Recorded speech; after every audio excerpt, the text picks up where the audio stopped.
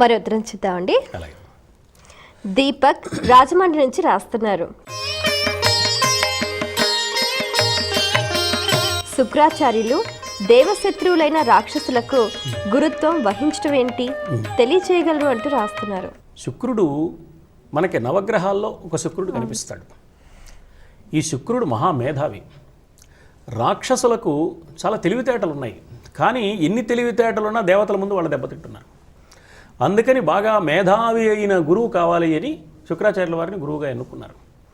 మనకి భగవద్గీతలో 10వ అధ్యాయంలో విభూతి యోగంలో కవీనాం ఉశనా కవి అని పరమాత్మ చెప్పాడు. కృష్ణ భగవానుడు కవి అంటే అక్కడ మేధావి అని, తెలివైనవాడు అని. బాగా మేధావి అంటే ఎత్తులకు పై ఎత్తులు వేసి తన శిష్యులకు విజయాన్ని కలిగించడానికి ఏమి చెయ్యాలో అది చేయగలిగిన ప్రజ్ఞాపాఠవాలు కలిగినవాడు. ఇలా కలిగిన వారిలో అందరికంటే గొప్పవాడు ఎవరు అంటే శుక్రాచార్యుడు. అందుకని నేను మేధావులలో శుక్రాచార్యుడిని అని చెప్పాడు పరమాత్మ. అంటే అంతటి మేధావి ఉంటే తప్ప రాక్షసులకు దేవతల మీద విజయం సాధించడానికి అవకాశం ఉండదు. కేవలం కండబలం చాలదు, బుద్ధిబలం కూడా కావాలి. అందువల్ల దేహబలంతో పాటు బుద్ధిబలం కూడా ఉన్నప్పుడు మాత్రమే దేవతలను జయించడానికి అవకాశం ఉంటుందని వాళ్ళ అభిప్రాయం. అందుకని శుక్రాచార్యుడిని ఎన్నుకున్నారు. వాళ్ళ కోరిక మేరకు శుక్రాచార్యుడు ఆ రాక్షస గురుత్వాన్ని స్వీకరించాడు.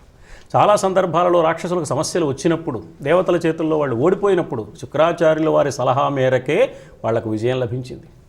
ఇప్పుడు అమృతం దొరకలేదని వాళ్ళు బాధపడ్డప్పుడు, విష్ణుమూర్తి మోసం చేశాడు, మాకు అమృతం లేకుండా పోయిందన్నప్పుడు కూడా శుక్రాచార్యుల వారి సలహా ప్రకారమే ఆ రాక్షసరాజు, అప్పటి రాక్షసరాజు పేరు ఇంద్రసేనుడు, ఆయన గొప్ప యజ్ఞం చేశాడు, విశ్వజిత్ యాగమని ఆయనే చేయించాడు శుక్రాచార్యుడే. అప్పుడు అపారమైన బల సామర్థ్యాలు వచ్చాయి. అంత బలం వచ్చేప్పటికి ఆయన బలి అయ్యాడు, బలం కలిగిన వాడు బలి అయ్యాడు. బలి చక్రవర్తి కథ అది. ఇలా ఎప్పుడు రాక్షసులకు సమస్య వచ్చినా ఆ సమస్య నుంచి బయటపడి వాళ్ళు అభ్యుదయం పొందడానికి శుక్రాచార్యుల వారు సలహా ఇస్తూ వచ్చారు. శుక్రాచార్యుల వారి సలహా మేరకే రాక్షసులకు ఎప్పుడైనా విజయం లభించింది.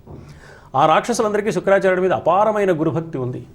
ఒక్క కచుడు విషయంలో తప్ప మిగతా అన్ని సందర్భాలలో శుక్రాచార్యుడికి విరుద్ధంగా వాళ్ళు ప్రవర్తించలేదు. ఆ ఒక్క సందర్భంలో గురువు మాట కాదని వాళ్ళు ఆ కచుడి మీద బృహస్పతి గారి అబ్బాయి అనే కోపంతో ప్రవర్తించారు. మిగతా అన్ని సందర్భాల్లో ఎప్పుడూ శుక్రాచార్యుని వాళ్ళు గౌరవిస్తూనే ఉన్నారు.